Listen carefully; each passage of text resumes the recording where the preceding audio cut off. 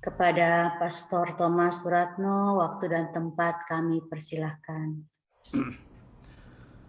Terima kasih Ibu Yose, dan pada malam hari ini saya akan memberikan entah itu pengajaran, entah itu permenungan, entah itu apa, yakni tentang jati diri serta spiritualitas Santo Thomas. Nah, tentu kita tidak mempunyai banyak waktu, maka pastilah hanya singkat-singkat saja. Seandainya mau lebih dalam, tentu kita membutuhkan waktu yang panjang. Nah, untuk menjaga supaya tidak melenceng ke sana kemari, saya akan share screen tentang apa yang sudah saya persiapkan. Tetapi sebelumnya, saya akan mengatakan seperti ini. Kebetulan nama permandian saya itu Santo Thomas. Ketika saya dipermandikan kelas 3 SMP, ya, memilih nama Santo Thomas ini. Tetapi saya harus mengatakan dengan jujur pada saat itu bahwa saya tidak mengenal banyak tentang Santo Thomas selain apa yang saya baca dalam kitab suci atau Alkitab. Hanya sebatas itu. Kenal nama, tetapi siapakah dia sesungguhnya pun tidak begitu mengenal, karena belum mendalami siapa itu Rasul Thomas. Saya hanya tertarik dengan nama Thomas itu sendiri. Itu yang pertama. Lalu yang kedua, apa yang ingin saya sampaikan? Tentu saja ini merupakan perkembangan pengenalan saya tentang Santo Thomas, maupun perkembangan karena membaca sana-sini, mendengar sana-sini, dan itulah yang akan saya sajikan. Tentu dengan penuh keyakinan, karena itu tidak bertentangan dengan ajaran Gereja Katolik khususnya. Namun nanti juga akan disinggung beberapa hal yang mungkin tidak ada dalam Gereja Katolik. Kalau kita bicara tentang buku-buku apokrif yang menceritakan tentang Santo Thomas. Nah, untuk itu saya akan memulai dengan share screen. Mudah-mudahan itu sebentar.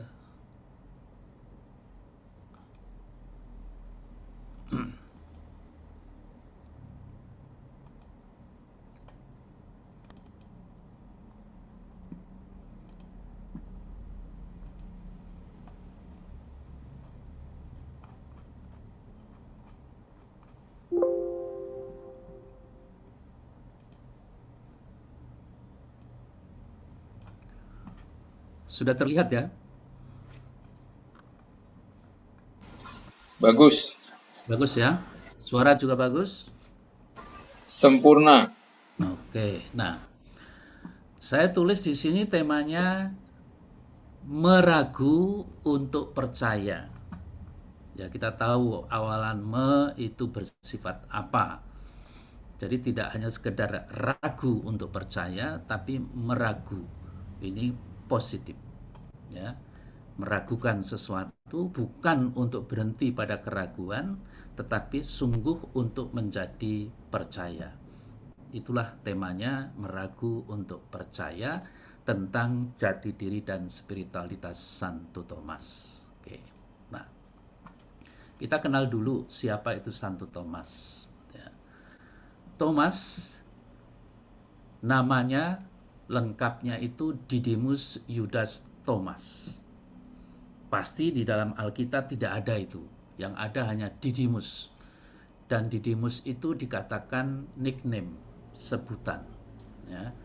Dia tinggal di Galilea. Ketika itu Galilea adalah bagian dari Kekaisaran Romawi kuno. Dan Thomas itu sendiri menjadi salah satu murid Yesus ketika Yesus memanggilnya untuk bergabung dengan pekerjaan pelayanannya. Maka jelas bahwa Thomas itu berasal dari Galilea.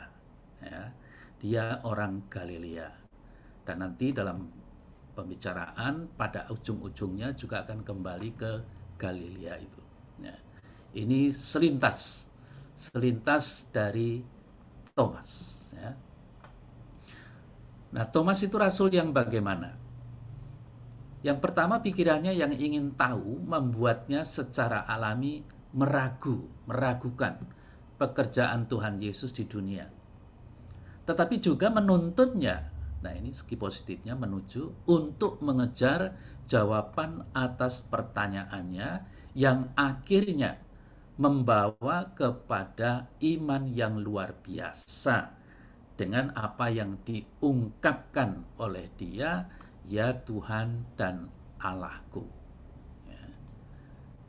Lalu yang kedua, Thomas dikenal dalam budaya populer sebagai Doubting Thomas. Karena kisah Alkitab yang terkenal di mana ia menuntut untuk melihat bukti fisik dari kebangkitan Yesus sebelum percaya. Dan Yesus muncul mengundang Thomas untuk menyentuh luka-luka dari luka-luka penyaliban. Ya, tuh. Nah, tentu untuk mengenal Thomas atau Rasul Thomas bisa juga dikenal berdasarkan Alkitab, kitab suci, tetapi juga ada tulisan-tulisan di luar Alkitab, ya, atau di luar kanon kitab suci yang kita akui. Apa itu? Antara lain Injil Thomas atau kisah perjalanan karya Thomas. Nah, saya katakan di luar kata-kata yang tercatat dalam Alkitab, Thomas juga dikreditkan sebagai penulis teks-teks non-kanonik, umpamanya The Infancy Gospel of Thomas, yang menggambarkan mujizat-mujizat yang dikatakan Thomas dilakukan Yesus sebagai bocah lelaki dan menceritakan kepadanya. Lalu juga ada kisah Rasul Thomas. Ya. Ada Injil Thomas, kisah Thomas, lalu kisah kanak-kanak Thomas. Ya. Kemudian, dalam bukunya Book of Thomas the Doubter, mengungkapkan ajaran tersembunyi. John August Tyrrell berkomentar, mungkin pikiran kritis Thomas memaksa Yesus untuk menjelaskan ajaran-ajaran lebih dalam kepadanya daripada kepada para murid yang percaya. Lalu juga dikatakan dalam atau untuk prolog dalam Injil Thomas menyatakan seperti ini. Ini adalah ajaran rahasia Yesus yang hidup berbicara dan Yudas Thomas menulis. Ya, itu dikatakan demikian. Nah, lalu dari situ dalam karya-karya Santo Thomas dikatakan setelah Yesus naik ke surga, Thomas dan para murid lainnya masing-masing pergi ke berbagai belahan dunia untuk membagikan pesan Injil kepada orang-orang. Thomas itu pergi dan membagikan Injil ke India, ya, kepada orang-orang Suriah, Persia kuno, dan India. Thomas masih dikenal saat ini sebagai rasul yang ke India untuk membangun banyak gereja yang ia bentuk dan bantu membangun di sana. Thomas meninggal di India pada tahun 72 Anno Domini sebagai seorang martir karena imannya ketika seorang raja India marah karena dia tidak bisa meminta Thomas untuk menyembah berhala, memerintahkan imannya untuk menusuk Thomas dengan tombak. Ya. Nah, itu akhir hidup dari Thomas. Nah, dari apa yang saya katakan tadi, ya, saya akan lihatkan dulu. Kita lihat yang lain. Mudah-mudahan.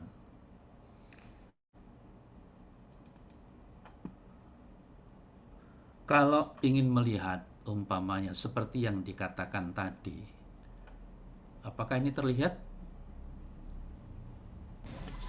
Terlihat, tapi masih belum sempurna. Baru ini aja nih. Baru isinya belum kelihatan. Oke, memang tidak sempurna, tidak semuanya. Saya hanya mau menunjukkan seperti apa yang tadi dikatakan. Injil Thomas. Berikut ini adalah perkataan-perkataan rahasia yang diucapkan Yesus yang hidup dan dicatat Didimus Judas Thomas. Jadi kita mengenal tadi nama lengkap Didimus Judas Thomas itu dari Injil Thomas. Ya. Nah, Injil Thomas ini termasuk yang disebut kitab-kitab apokrif. Apokrif itu dalam arti literal adalah kitab yang tersembunyi. Atau kalau kita sekarang adalah kitab yang tidak termasuk di dalam kanon kitab suci yang kita miliki sekarang. Perjanjian baru hanya ada 4 Injil, kan gitu. Nah, Injil Thomas itu ada di luarnya. Maaf, Romo belum klik, Romo. Apa? Masih belum diklik, baru isi filenya Romo aja. Oke, bentar.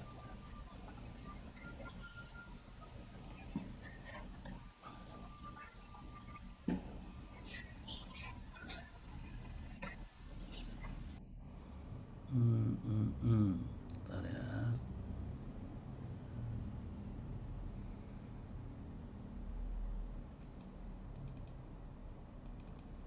Belum juga ini ya. Sudah, Romo. Sudah? Sudah. Sudah terlihat? Sudah terlihat. Nah, jadi seperti yang saya katakan tadi, Injil Thomas ini bukanlah Injil kanonik. Injil ini termasuk kitab apokrif, artinya yang tersembunyi di luar 4 Injil yang kita terima sebagai kitab suci. Ya. Nah, nama Didimus Judas Thomas itu ada di Injil Thomas ini. Dikatakan sebagai prolog. Ya, maka kita mengerti, oh namanya bukan hanya Thomas, tetapi Didimus Judas Thomas. Nah, lihat dari ayat-ayat ini, ayat 1, 2, dan 3, ini polos ya. Tetapi ada juga nanti itu Injil Thomas yang diterjemahkan lalu dibandingkan dengan Injil yang kita miliki sekarang. Ya, contoh. Ini saya hanya menunjukkan contoh-contoh saja.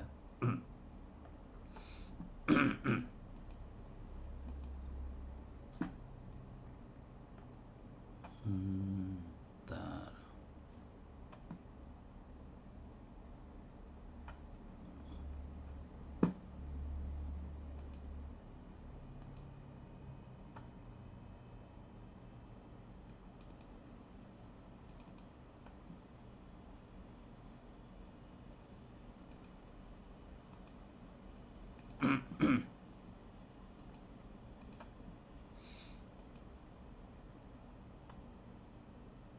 Apakah bentar. Sudah terlihat? Ya. Nah, seperti yang saya katakan, ini yang Injil lengkap dengan perbandingan-perbandingan, lihat ya, dengan kitab yang ada yang kita miliki. Ya, bandingkan Lukas sekian, bandingkan 1 Kor sekian dan macam-macam. Lengkap juga, bahkan lebih lengkap dengan perbandingan-perbandingannya. Ya. Nah, di sini disebutkan di atas Judas Thomas si kembar. Nah, itu nanti kita akan melihat nama Thomas itu artinya itu kembar. Ya, nah, ini saya hanya menunjukkan saja. Kalau saya keluar lagi. Kemudian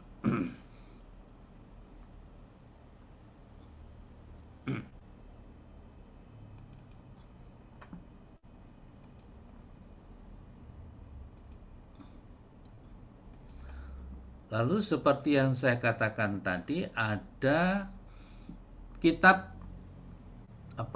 buku mengenai Santo Thomas secara khusus. Ya, terlihat ya. The Acts of Thomas. Ya. The Acts of Thomas. Nah, ini dalam bahasa Inggris ya. Tuh. Lalu masih ada lagi yang infansi ya. Sebentar.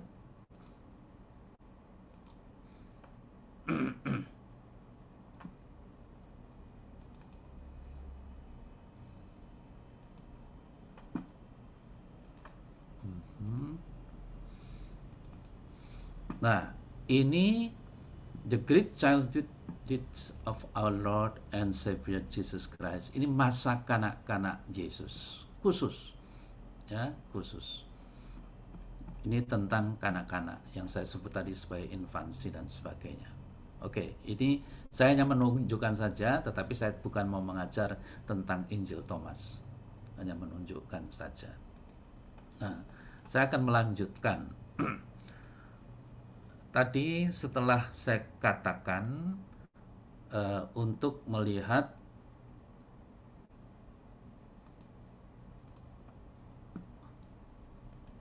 ini sudah terlihat ya atau belum? Sudah, Romo. Sudah, oke. Nah, tadi saya katakan Rasul Thomas. Thomas dalam bahasa Aram, Tauma, itu artinya si kembar. Lalu dalam penafsiran-penafsiran, kembar itu ditafsirkan mendua atau ambigu. Bukan hanya soal kembar bahwa ada dua anak kembar, bukan. Tetapi ditafsirkan mendua atau ambigu. Nah, keambiguan di sini nanti direfleksikan kata atau sesuatu yang ragu dan percaya atau meragu dan percaya itu. Ya. Ini catatan mengenai nama Thomas. Nah, lalu setelah kita melihat yang dari tulisan-tulisan di luar Alkitab atau kitab suci, kita sekarang melihat dari kitab suci itu sendiri. Apa yang dikatakan dalam Injil tentang Rasul Thomas? Apa yang bisa kita ketahui tentang diri Rasul Thomas? Meragu atau ragu untuk percaya. Lalu dengan istilah nama tadi yang diartikan, ditafsirkan dengan gembaran atau kembar, mendua, ambigu, dan sebagainya, pertanyaan akan muncul, siapa kembaran Thomas itu? Ya, oke. Kalau kita melihat dalam kitab Alkitab, dari Injil Matius, Markus, dan Lukas yang dikenal sebagai Injil Sinoptik, ya, Matius 10:1-4, Markus 3:13-19, Lukas 6:12-16. Nah, lihat. Nama Thomas itu dalam ayat 3 dari Injil Matius bab 10, Filipus dan Bartolomeus, Thomas dan Matius, pemungut cukai, Yakubus dan Alfius, dan Tadeus. Lalu di Injil Markus selanjutnya Andreas, Filipus, Bartolomeus, Matius, Thomas, Yakubus anak Alfius, Tadeus, Simon, dan orang Selot. Ya. Nah, lihat kesejajaran di situ, ya, antara Thomas, ya, dan Matius, Matius dan Thomas. Ya. Dan kita tahu siapa itu Matius, pemungut cukai, orang berdosa, dan sebagainya.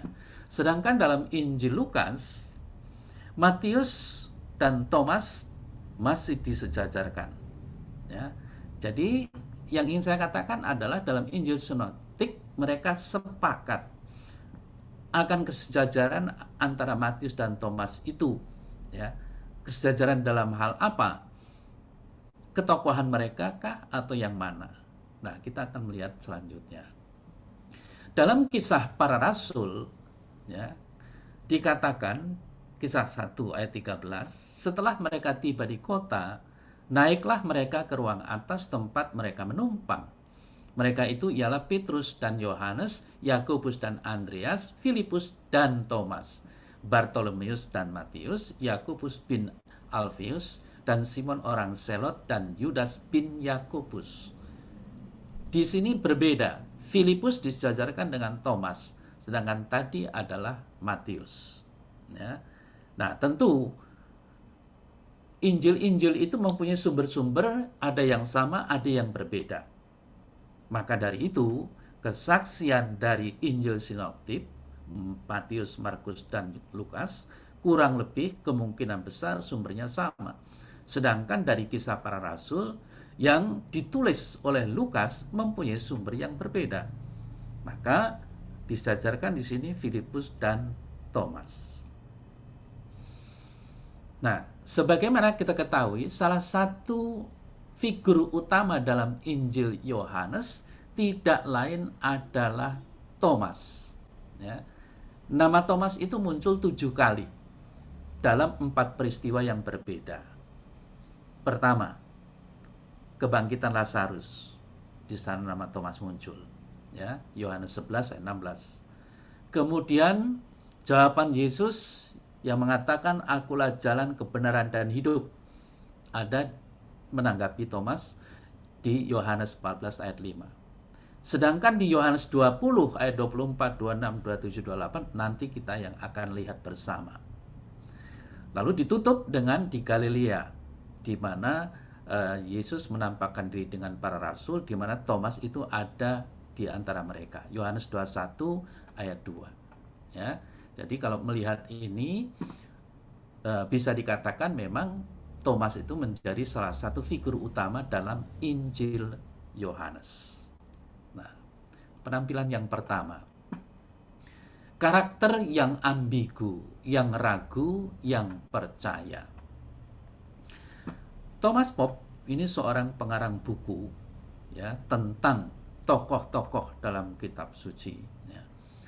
Teks-teks tentang Thomas dalam Injil Yohanes tidak menyebut karakter yang definitif dan konklusif, melainkan yang ambigu, terbuka pada keragaman makna dan penafsiran. Ya. Nah, maka tadi dengan kata kembar itu sendiri sudah ditafsirkan macam-macam. Tapi itulah nyatanya. Nah, di sini digambarkan bagaimana Thomas yang mencucukkan jarinya ke dalam lambung Yesus ini. Ya. Nah, apakah itu terjadi demikian atau tidak? Apakah ini suatu fantasi? Apakah ini sesuatu yang menafsirkan apa yang dikatakan di dalam kitab suci? Karena kita tahu ketika akhirnya Thomas mengatakan, "Ya Tuhan dan Allahku," kan kita bertanya-tanya, tidak diceritakan mencucukkan itu. Ya. Hanya Yesus mengatakan, "Lihatlah tanganku, cucukkanlah tanganmu ke dalam luka-lukaku," kan begitu. Ya. Nah, kalau kita melihat dalam Injil Yohanes, ya, dalam Injil Yohanes jelas bahwa kenyataan pengarang Injil keempat ini dengan bahasanya, dengan wejangan-wejangan yang panjang, menunjukkan bahwa kenyataan itu mempunyai makna ganda. Ya. Apa yang dilihat? Yang pertama, berarti yang dilihat, tetapi ada arti lain yang dikatakan sebagai arti yang sangat spiritualitas. Nah, lalu saya akan mengajak melihat foto ini, ya, lukisan ini.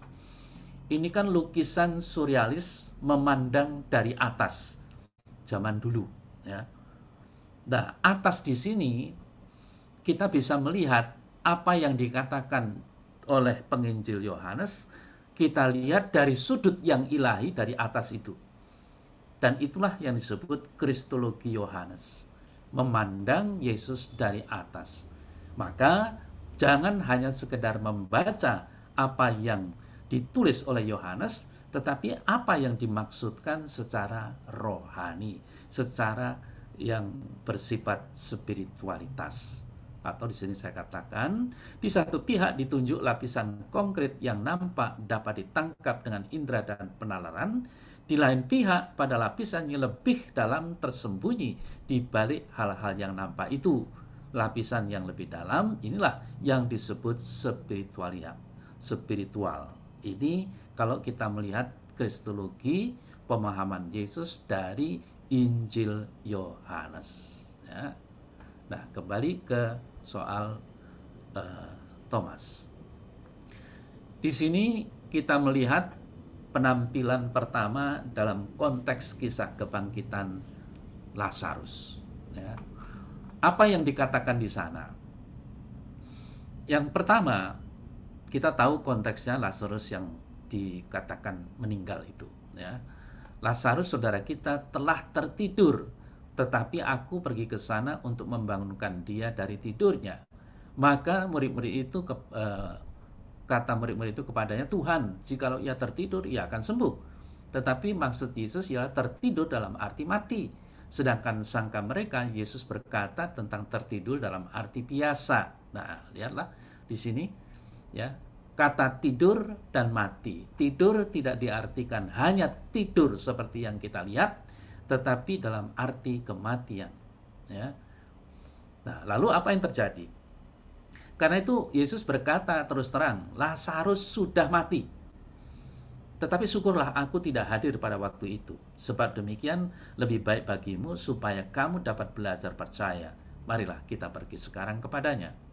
Lalu Thomas yang disebut Didimus, ya, Thomas yang disebut Didimus berkata kepada teman-temannya, yaitu murid-murid yang lain, marilah kita juga pergi juga untuk mati bersama-sama dengan dia.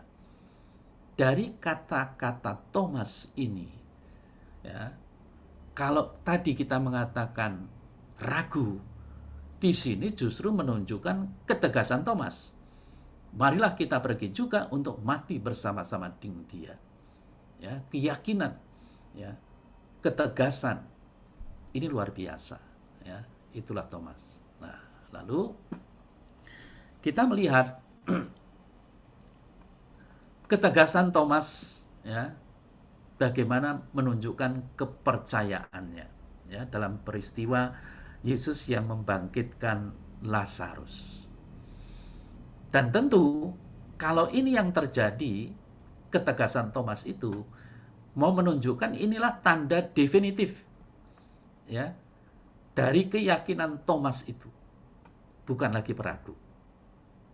Nah, lalu kalau kita bandingkan, ini kan dalam hal tanda-tanda. Dengan tanda pertama, Yesus yang mengubah air menjadi anggur.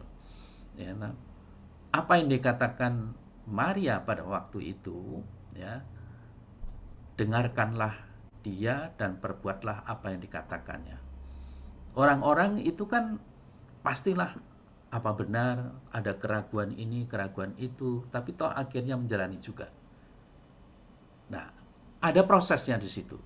Sedangkan di sini tidak, sudah jelas, mari kita ikut mati bersama dia.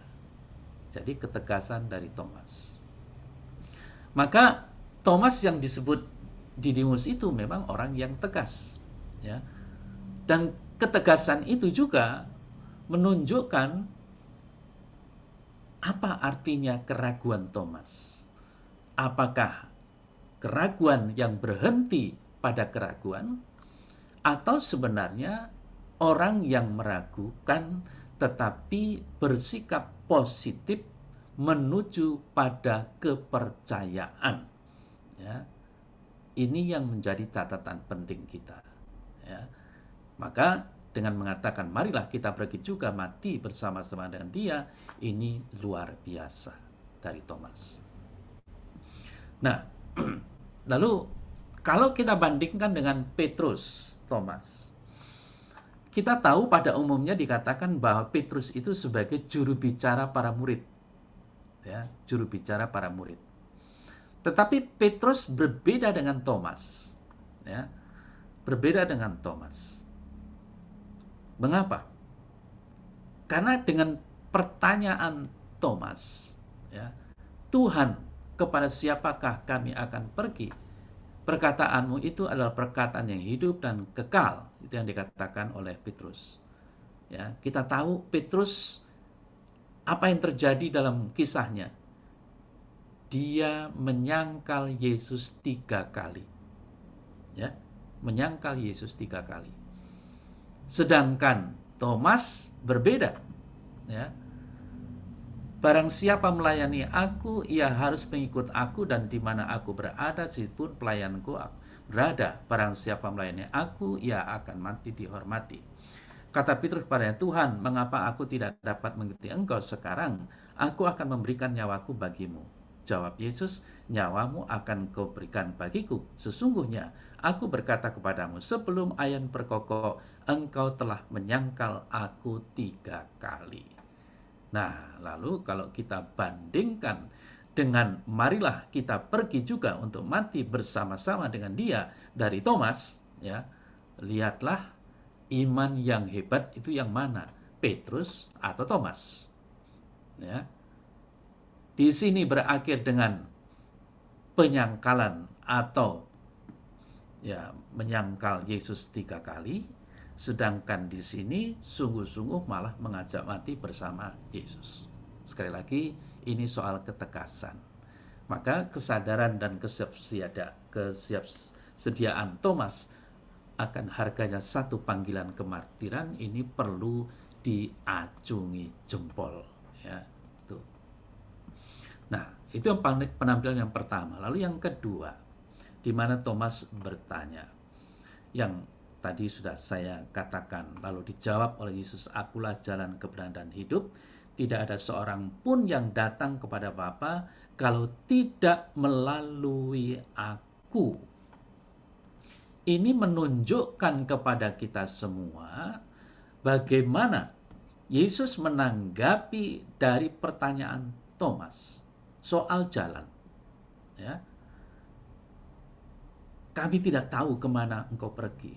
Jadi bagaimana kami tahu jalan ke situ? Kalau kita mengingat soal jalan, ya, di mana kemudian Yesus menjawab, "Akulah jalan, kebenaran, dan hidup." Lihat dari jawaban Yesus menunjukkan kepada Thomas, akhirnya kepada kita semua, ya, bahwa jalan keselamatan itu tidak lain melalui dirinya. Maka ditegaskan, tidak ada seorang pun yang datang kepada Bapa kalau tidak melalui aku. Ya. Nah, tentu bertanya di sini, apakah sesuatu yang negatif, yang jelek? Tidak. Ya. Karena pertanyaan di sini membutuhkan suatu jawaban yang tegas. Ya, yang tegas sebenarnya bagaimana? Ya. Nah, nanti kita juga bisa membandingkan dengan tokoh lain, umpamanya Nathanael, ya, atau Filipus, ya, bisa jadi. Oke. Nah, karakter Thomas itu memang beragam, ya. Tetapi, nah, kalau saya katakan meragu untuk percaya, ini beda dengan Filipus. Dalam Yohanes 14 ayat 8, kata Filipus kepadanya, "Tuhan, tunjukkanlah Bapa itu kepada kami, itu sudah cukup bagi kami." Tapi apa yang dijawab oleh Yesus? "Telah sekian lama aku bersama-sama kamu, Filipus, namun engkau tidak mengenal aku. Barang siapa telah melihat aku, ia telah melihat Bapa. Bagaimana engkau berkata, tunjukkanlah Bapa itu kepada kami?" Nuansanya Yesus itu jengkel. Ya, marah, jengkel kepada Filipus. Sedangkan jawaban kepada Thomas tidak. Ya, tidak marah kepada Thomas. Ya. Nah, lihat, sama-sama bertanya. Tapi lihatlah, ya, perbedaannya.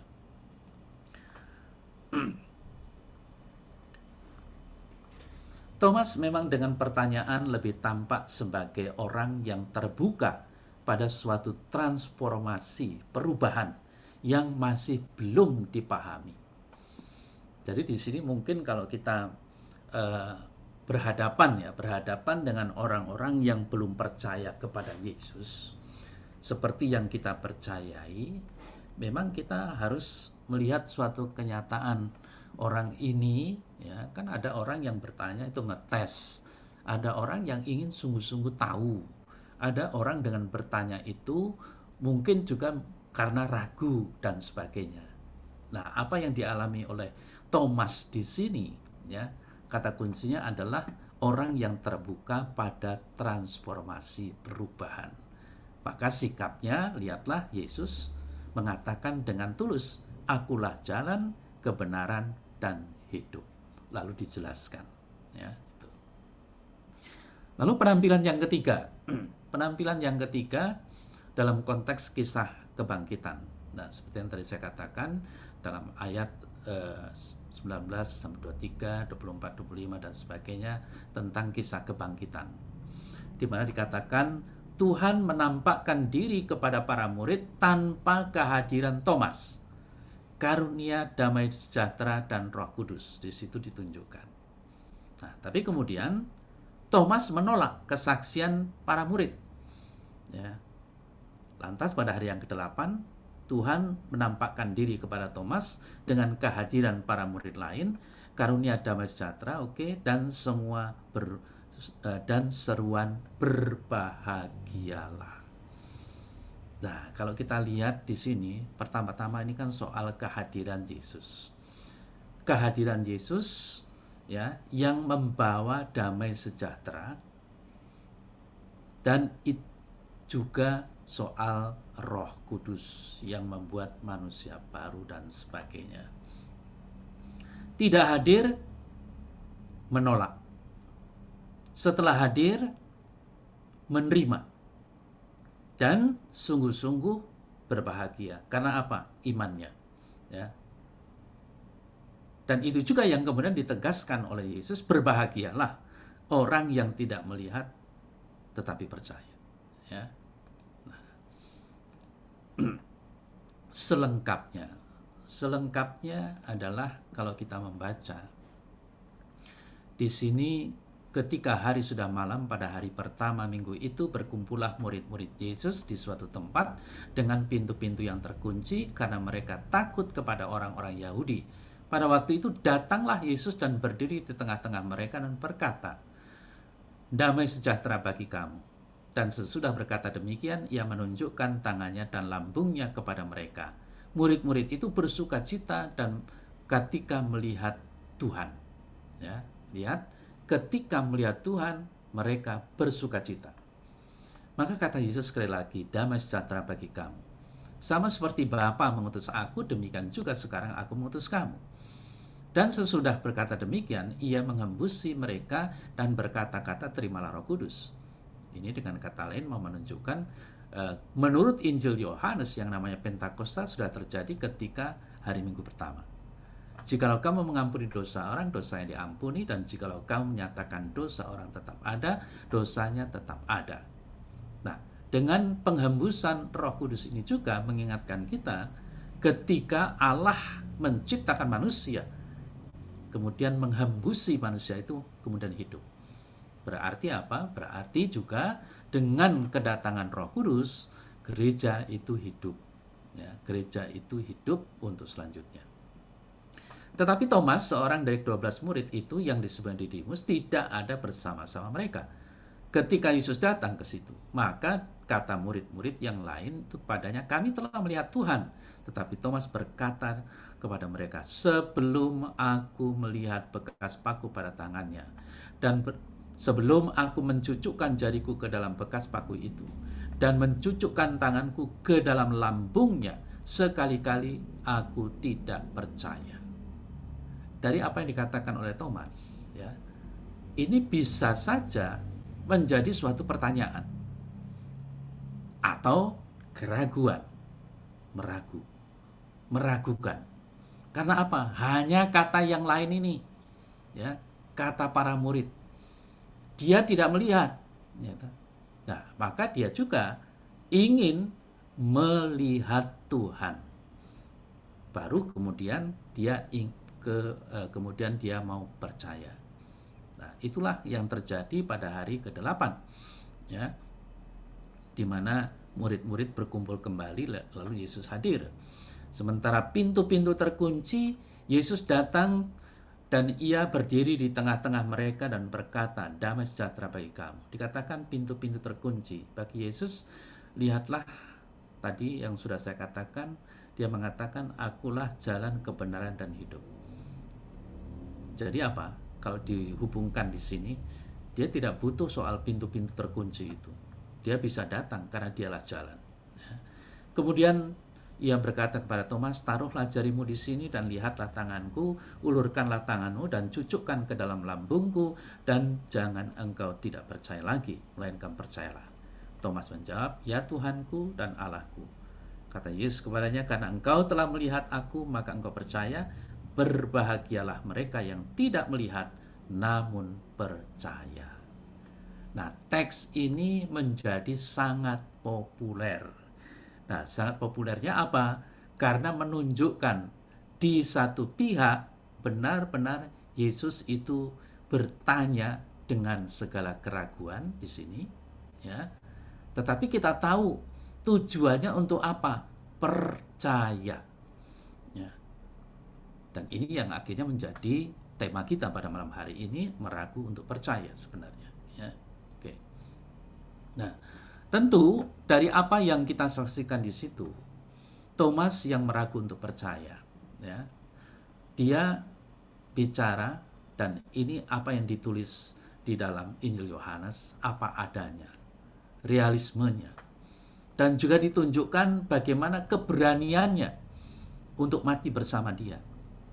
Lalu kita tahu kesetiaannya, ya, dari keberanian itu menunjukkan kesetiaannya, sehingga dia menjadi orang yang pasrah tanpa pengharapan. Ini mengingatkan kita akan Abraham, iman Abraham, ya, yang pasrah kepada Allah, tidak tahu apakah ada harapan atau tidak, tetapi dia percaya begitu saja.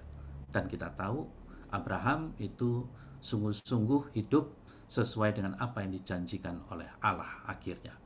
Nah, demikian juga kalau kita melihat bagaimana figur Thomas di sini, ya.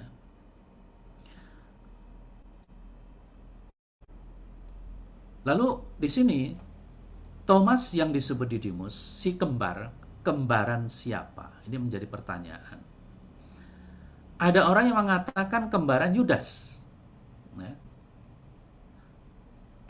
atau kembaran kita pembaca Injil Yohanes ini.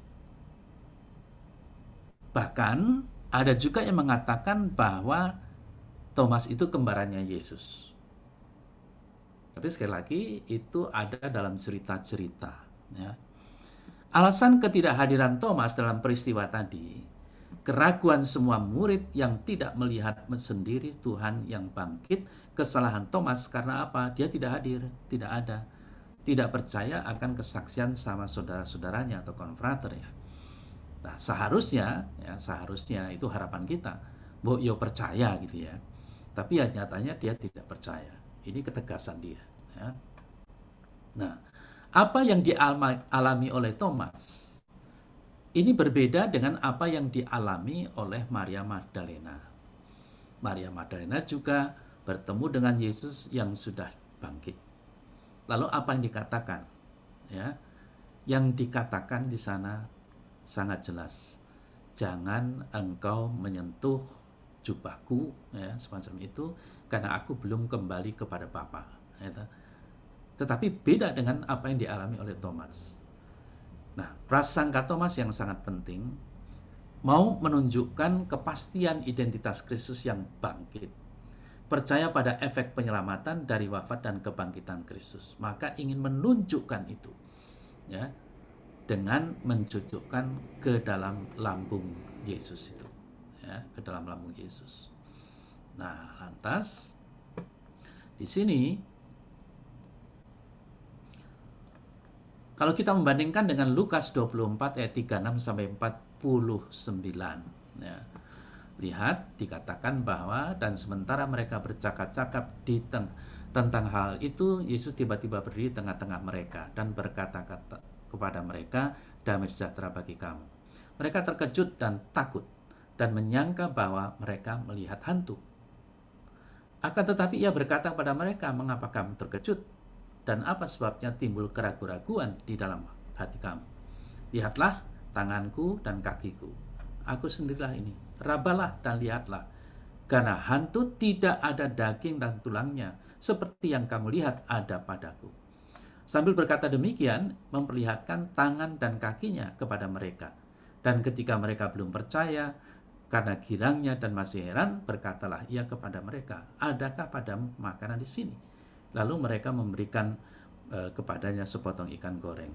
Ia mengambilnya dan memakannya di depan mata mereka. Ini terjadi di dalam yang ditulis oleh Injil Lukas bab 24 ayat 36 sampai dengan 49.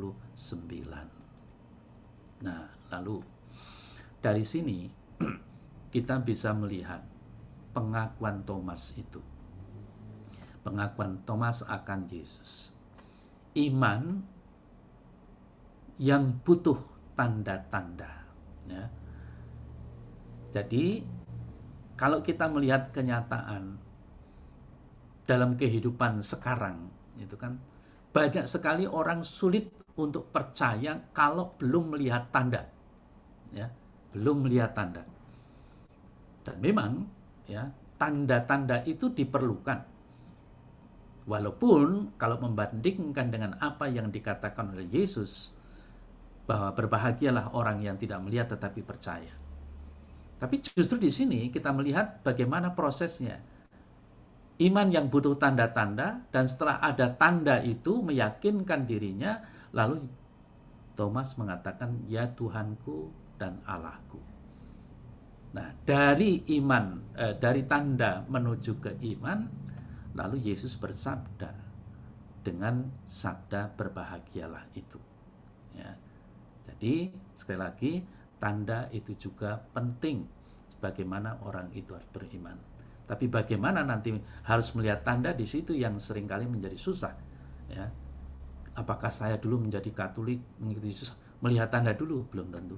Ya, belum tentu. Oke. Nah, kesaksian dari Thomas, kesaksian firman yang tidak mengabaikan pengalaman ragawi, ya, sesuatu yang terlihat, iman sebagai tujuan karunia Kristus yang bangkit. Ya. Lalu dari sini kita juga bisa mengatakan kesaksian-kesaksian yang sungguh-sungguh kita alami dalam kehidupan sehari-hari. Ya. Seharusnya kesaksian itu menuju pada iman akan Yesus yang bangkit. Atau kalau kita bicara sekarang, yang namanya kesaksian iman itu harus membimbing orang pada keselamatan. Maka apa yang dikatakan oleh Yesus, ya Tuhanku dan Allahku, di sini sungguh-sungguh menjadi puncak, ya, puncak dari iman Kristiani kita. Ya. Mungkin banyak orang yang mengatakan bahwa Yesus itu bukan Tuhan, Yesus itu bukan Allah. Tapi lihat, ketika Thomas menyatakan dengan membuktikan itu, dan lalu mengatakan, ya Tuhanku dan Allahku, Yesus tidak protes. Ya. Yesus menerima kenyataan itu, bahwa dirinya adalah Tuhan dan Allah. Ya. Dan ini menjadi keyakinan iman gereja kita. Yesus itu adalah sekaligus Allah, sekaligus manusia, kan gitu. Ya, okay. Nah, kesaksian tertulis agar percaya tanpa melihat. Memang masih banyak tanda. Ya, ini saya kutip dari Yohanes 20:30-31.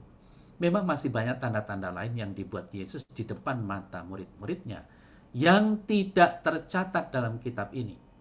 Ya. Tetapi semua yang tercantum di sini telah dicatat supaya kamu percaya bahwa Yesuslah Mesias Anak Allah, dan supaya kamu oleh imanmu memperoleh hidup dalam namanya. Ini memperkuat kesaksian Yohanes itu sendiri, bahwa berbahagialah orang yang tidak melihat tetapi percaya. Banyak hal yang tidak tercatat, tetapi yang sudah dicatat di sini, hendaklah kamu sungguh percaya. Ya, itu yang diharapkan oleh Yohanes. Nah, lalu apa yang dikatakan dalam surat Yohanes di sini? Apa yang telah ada sejak semula, yang telah kami dengar, yang telah kami lihat dengan mata kami, yang telah kami saksikan, dan yang telah kami raba dengan tangan kami tentang firman hidup, itulah yang kami tuliskan kepadamu. Ya, lihat, penginjil Yohanes juga menulis suratnya menyatakan hal yang sama. Hidup itu telah dinyatakan dan kami telah melihatnya, dan sekarang kami bersaksi dan memberitakan kepada kamu tentang hidup kekal, ya, yang ada bersama-sama dengan Bapa dan yang telah dinyatakan kepada kami. Apa yang telah kami lihat dan yang telah kami dengar, kami beritakan kepada kamu juga, supaya kamu pun beroleh persekutuan dengan kami. Dan persekutuan kami adalah persekutuan dengan Bapa dan dengan anaknya Yesus Kristus. Jadi yang nyata, yang realis di sini, ya, dalam transendensi, maksudnya lihat sesuatu yang dilihat, tetapi harus sampai pada yang ilahi, yang transenden. Ya, itu. Nah, lalu penampilan Thomas yang terakhir dalam penampakan yang baru. Yohanes 21 ayat 1-3, seperti yang tadi saya singgung pada awal. Kemudian Yesus menampakkan diri lagi kepada murid-muridnya di pantai Danau Tiberias, dan ia menampakkan diri sebagai berikut. Di pantai itu berkumpul Simon Petrus, Thomas yang disebut Didimus, Nathanael dan Kana yang di Galilea, anak-anak Zebedius, dan 2 orang muridnya yang lain. Kata Simon Petrus kepada mereka, "Aku pergi menangkap ikan." Kata mereka kepadanya, "Kami juga pergi," atau "Kami pergi juga dengan engkau." Mereka berangkat lalu naik ke perahu, tapi malam itu mereka tidak menangkap apa-apa. Nah, ini penampilan terakhir Thomas yang disebut Didimus itu yang ditulis dalam Injil Yohanes. Ya. Nah, kalau kita melihat kembali bagaimana pengalaman murid-murid itu sendiri, tentu termasuk Thomas akhirnya, awalnya itu kan ditunjukkan oleh Yohanes Pembaptis. Ya, ketika Yesus lewat, "Lihatlah anak domba Allah." Lalu kedua murid itu mendengar yang dikatakan, lalu pergi mengikut Yesus.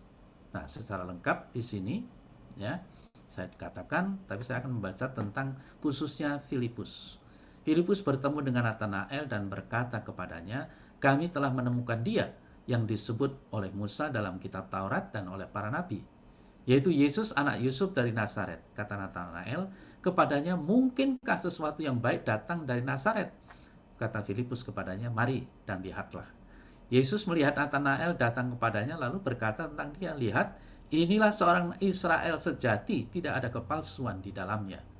Kata Nathanael kepadanya, "Bagaimana engkau mengenal aku?" Jawab Yesus kepadanya, "Sebelum Filipus memanggil engkau, aku telah melihat engkau di bawah pohon ara." Kata Nathanael kepadanya, "Rabi, engkau anak Allah, engkau raja orang Israel." Inilah iman kita. Ya. Jadi Nathanael menurut keyakinan orang-orang Yahudi, memang orang-orang yang mencari Tuhan, membaca Taurat dan sebagainya, itu dilakukan di bawah pohon ara. Dan Yesus mengerti itu. Nah, maka sampai pada pernyataannya yang konkret di mana Nathanael mengatakan, "Rabi, engkau anak Allah, engkau raja orang Israel." Oke. Nah, kalau kita melihat perbandingan dengan Nathanael di sini, memang sangat jelas bagaimana hal itu harus kita nilai sendiri, ya. Bagaimana proses menjadi orang beriman itu. Thomas meragu, ya, tetapi menjadi percaya. Nathanael, ya, yang terkejut karena Yesus kok tahu. Nah, ini tanda. Bagi orang Yahudi itu penting tanda itu. Maka seringkali kita mendengar dalam pewartaan Injil bagaimana orang-orang Yahudi meminta tanda. Ya, meminta tanda. Supaya apa? Mereka yakin bahwa kamu berasal dari Allah. Kamu utusan Allah. Kan begitu. Nah, lalu pertanyaan terakhir bagi kita semua, Thomas Didimus kembaran siapa? Apakah Thomas Didimus kembaran kita? Nah, ini yang sungguh-sungguh menjadi pertanyaan bagi kita semua. Kalau Thomas itu kembaran kita, sadarilah Thomas itu meragukan, tetapi untuk percaya. Bagaimana dengan kita? Apakah kita ini ragu, berhenti ragu, lalu tidak mengimani Yesus? Bisa jadi itu yang terjadi. Nah, maka ini menjadi pertanyaan yang harus selalu akan kita jawab. Mengapa? Karena walaupun kita sekarang sudah beriman, percaya, bisa jadi juga suatu saat timbul keraguan. Keraguan dalam hidup kita, entah karena peristiwa, entah karena ada sesuatu. Nah, sehingga dengan melihat bagaimana jati diri Thomas dan semangat Thomas yang ragu tetapi tegas, hendaknya kita juga mempunyai sikap yang seperti itu. Ya. Kita sungguh-sungguh tegas, artinya apa? Kita beriman yang sungguh terhadap Yesus. Sampai menyatakan, ya Tuhan dan Allahku. Walaupun dalam prosesnya itu tidak mungkin seperti yang kita harapkan. Mengapa harus bertanya, apakah benar kami Yesus yang wafat itu, yang bangkit, tetapi yang wafat waktu itu, ya seperti itu. Tapi percayalah, kalau kita mau menghayati spiritualitas Santo Thomas, lihat pertama-tama adalah keraguan itu untuk percaya. Sehingga kepercayaan itu menjadi sesuatu yang final, yang tegas dalam dirinya. Sehingga kita tidak lagi diombang-ambingkan dengan kenyataan yang seringkali membuat kita ragu. Itu mengenai Thomas dan spiritualitasnya. Terima kasih. Ya.